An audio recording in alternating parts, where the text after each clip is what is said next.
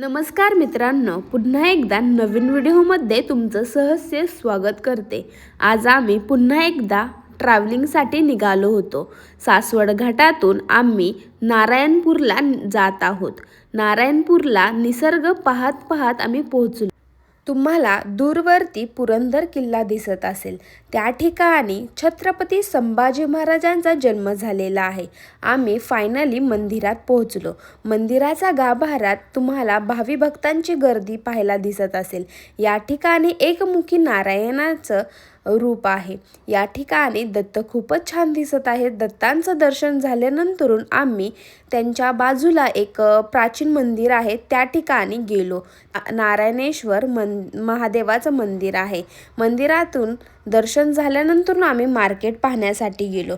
मार्केटमध्ये खूप छान प्रकारे फुलं, हार, परत मूर्ती, फोटोज, देवांचं साहित्य परत स्वस्त दरामध्ये या ठिकाणी तुम्हाला भेटेल।